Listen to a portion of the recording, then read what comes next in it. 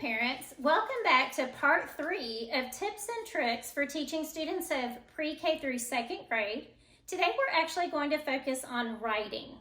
Writing is actually a pretty big deal as far as like teaching it in the classroom. There's a lot that goes into it. There's a lot of pieces to it. It can be really convoluted. So I'm going to give just basically a Reader's Digest version of things that you can do at home to help your students, your kids with writing. Before we get started, I want to talk about developmental stages of writing. There are about 17 developmental stages of writing. I'm not going to go through all of them, but I just kind of want to give you an overview of what that might look like and the different stages that your students, your child, may be in so that you can kind of identify where they're at. So just looking up here, let's say that the student is trying to write, "I cooked scrambled eggs for breakfast." So just by drawing a picture, that is conveying a message because writing is conveying a message. So if a student writes or draws a picture, they are still conveying a message. So that would still be considered writing.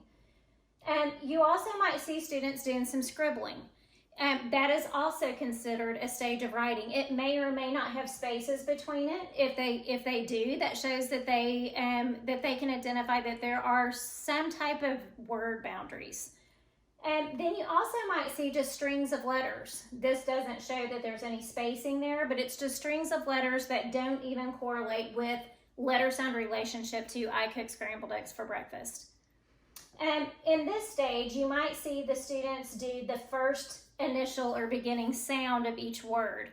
You can also see the spaces between those words. So this would be another stage of developmental writing. In this next one, you can see that the student actually, for "I cooked scrambled eggs for breakfast," they put the initial and ending sound that they hear for those particular words. You can also see that there are spaces so they can see that you can see that the child knows that there are word boundaries. In this example, or in this stage, developmental stage of writing, you can see that the child hears some medial sounds in the words. And what that means is they can hear some of these medial vowels, or even just medial sounds, even if it's consonants, but most of these do have a vowel. So in the English language, vowels are last to be heard. And so if your child, when they're writing and spelling, that they can't hear or identify a medial sound that happens to be a vowel, don't be alarmed by that because that is developmentally appropriate up to a certain point, obviously. And so then the last stage, the developmental stage that you might see is that your students are writing conventional spelling and writing in the English language. So "I cooked scrambled eggs for breakfast" would be spelled correctly with spaces between words, and then you can also see the punctuation. So I wanted to start off talking about that, just so you can kind of get an idea of what the expectation for your child is. This doesn't necessarily have to do with a particular grade level. These are just developmental stages of writing. So next we move into, as a parent, you're thinking, well, what do I focus on? What do I focus on with my child when they're writing? So I want to point out, I kind of just did this graphic. I'm a very visual person, so I like to see things visually. So I drew these different shapes or different sizes because what the child has to say is, like we talked about, writing is sending a message, and it's the whole purpose of writing is to send a message. So I put that in the bigger box. So I want us to think about that being the big issue. The big issue is what the child has to say. So that's the foremost thing you want your child to do, is to be able to convey a message, because that is the point of writing. Then what words are best, or how do I say it, even coming up with a title maybe. Those are smaller issues, okay? And then in the center, we have capitalization, spelling, and punctuation. Those would be considered smaller details, but they are also important. But there is a time and place to focus on these things, but we as teachers and parents, a lot of times, we tend to spend a lot of time here. But I want us to think about really focusing on the bigger picture. When a child is trying to get their thoughts down on paper, that is the big issue that we want them to convey. So that's the most important thing. So when a child is just trying to get their thoughts on paper, let them do that without having to think about these smaller but important details. Don't worry about that when they're just trying to get their thoughts on paper. There's a time to go back and work on that. And that's just with the basic writing. Now, if you're doing some guided writing, which is what I'm about to talk about, that might be where you might spend a little bit of time guiding them in spelling. Or if your child asks you how to spell something, I'll give you some tips and tricks to work with them on that. So one of those things, just talking about different materials that you might use, you can be super creative. At home, if you happen to have any notepads that look like this, you probably do not. Most parents probably just don't have these shaped notepads laying around. But if you do, these are great to put some paper behind them, or you can actually just even put several sheets of these together, and that can become a writing notebook. Or you can put white copy paper behind it, and this also can become just a little fun writing journal or notebook or a book. They can create a book. If you don't have any shapes like those, you can also look online and you can find just different shapes and cut and copy those, print those off, and put the paper behind it. You don't even have to cut around the shape. Just put a rectangle behind it and put this on the outside. So kids like to do that. They like to have different types of writing. You can also this is a great time to teach letter writing. Have them, like snail mail, have them actually write a letter, address an envelope, send it to nursing homes, send it to relatives, friends. And this is a great time to teach them to do some letter writing, which is actually really a lost art, especially addressing an envelope. A lot of kids do not know how to address an envelope. So the other thing that I want to talk about is a writing journal. So they may have something that looks like this. You can grab, like at school, this is probably what they're somewhat used to. It may be a spiral, which you could also use. I do suggest that you grab some copy paper and maybe just put a color sheet on the front of it, and they can decorate it. They can put stickers on it. It can become very personalized for them. What I do suggest that you do, no matter what type of medium you use, no matter whether it's a spiral or whatever, if you're working with them on some particular writing, like I said, if this is guided writing where you're doing some instruction with it, then this is where you're going to do some intervention with them, working on hearing sounds and words and writing down what sounds that they hear when they're trying to spell words. So I'm going to give you some little tips and tricks on that. So my other suggestion is that you have students use markers when they're writing. And if you happen to have the Mr. Sketch or some smelly markers, kids love to use these. And these are the thicker ones, but they also have the thinner ones if you'd rather use those. The reason why markers are more beneficial than using pencils is because you don't want them spending a lot of time erasing. And it also gives you, as a parent, you get to see the growth and what they worked on, so that can help you think about what you need to work on the next day for the next lesson. So this top part up here is going to be where the work is done, and down here, this is going to be where the writing is done.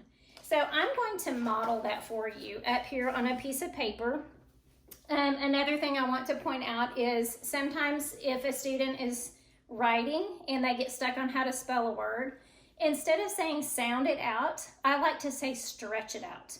So I always tell kids to pretend like they have a rubber band. I usually don't like kids to have their rubber band, but that's up to you as a parent if you want to take out an actual rubber band. I tell them to take it out of their pocket and they're going to stretch their rubber band. So if they're trying to spell the word school, then you would have them stretch that, school, and have them hear those sounds in the words. The reason why I don't like to say sound it out, and it's just a personal thing, but to me it sounds more like kids end up chopping it, and so to me it sounds like a knife is cutting the word, so it goes and it doesn't sound like a word. So it breaks it up and chops it up, whereas if they stretch it, they keep those sounds together. School, okay? So let me show you what that might look like. So up here on our paper, we're gonna pretend like this is our student's journal, this journal. Okay, and like I said, this top part is going to be where the work is done, and this is where the writing is done. Okay, so let's say that the child is writing, I like to play at the park, okay? If you were with me last time, you heard me talk about the word wall, the personalized word wall, which I forgot to put in here. And so pull out that word wall and say, oh, that's on your word wall. So you're going to have the student, your child, write the word I, and then you're going to have them repeat the sentence that they want to say. The sentence can come from anywhere. Let's say that y'all went to the park today. You got out of the house, you went to the park, and they wanted to say, I like to play at the park. It could be a response to a book that you guys read. It could be anything. So I like, again, like is probably on the word wall, so have them check the word wall if they're not sure how to spell it. I like, and again, to would also be a high frequency word that would probably be on the word wall. So is play. So far we have I like to play, which are all high frequency words, and they're probably going to be on the word wall. And then the next word would be at, and you're going to have the student repeat the sentence to you and have them reread it as well. I like to play at the, okay, now they get to a word that they're not sure how to spell. The word is park, okay? You can tell them to use the rubber band and stretch it if you want to, park, and write down the sounds that they hear. Or you can do something that's called sound boxes. There are sound boxes and letter boxes. Today I'm going to teach you sound boxes, and I'll show you the difference in just a minute, okay? So I am going to draw a box for each sound, not letter. So this is going to be park. The A and the R have a sound, one sound, okay? 2 letters, but 1 sound. Then you're going to take either some pennies, and you as the parent are going to draw the boxes for them up here because this is the workspace. So this is where the parent might do some work as far as like drawing the boxes. They're not going to know how many sounds, so you're going to have to do that for them. Okay, so then just take some pennies. I just have these little circles from that are copy paper, but you don't have to, or tag board, but you don't have to use anything. If you're writing in this journal, obviously they're going to need something small, like some type of coin, a penny, nickel, quarter, it doesn't matter. Dime, doesn't matter. Okay, then you're going to teach them, and they've probably done this in the classroom, depending on where they go to school, and this is even as early in kindergarten and maybe pre-K, but definitely starting in kindergarten. So you're going to have them push these for the sound. So it would sound like this, and you want the child doing this, not you. So they're going to go park, okay? So then you'll pull the pennies or the coin back down, and you'll say, what did you hear in the first box, okay? I'll use a different color. So hopefully they will say P, okay? So they can write the P, they can use the word wall to help them identify or know what the P looks like if you need to. And then you're going to have them keep pushing. So push it again, park, okay? So then you're gonna say, what do you hear in the middle? Remember we talked about developmentally, the medial vowel sounds are last to be heard in the English language. So they probably are not going to hear an A. So if they say R, you're going to say, oh, good. And this is where if you need to take the pen, you can write or the marker, you can write the A and then have them write the R because they heard it, okay? And then you'll have them push it one last time. So you'll have them go park. And then you'll ask them what they heard on the end. If they say C, then you say, that's exactly right. It does sound like a C, but this happens to be a K. And so they can write it or you can write it, okay?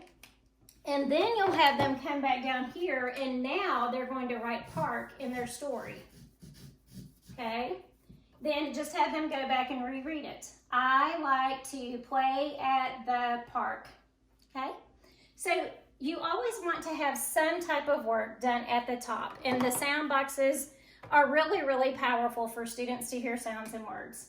If they do graduate to letter boxes, or you feel like they're ready for letter boxes, then all you're going to do, instead of having a dotted line, is you would just have a solid line here. So if you feel like your child is developmentally ready for sound letter boxes as opposed to sound boxes, then that is awesome. So you do eventually want to graduate to letter boxes instead of sound boxes. So that's pretty much in a nutshell how you can work with your students at home with writing, and I hope this has been beneficial for you. I would love to hear any feedback from you or any suggestions, and I hope this is helpful for you, and y'all stay safe and healthy.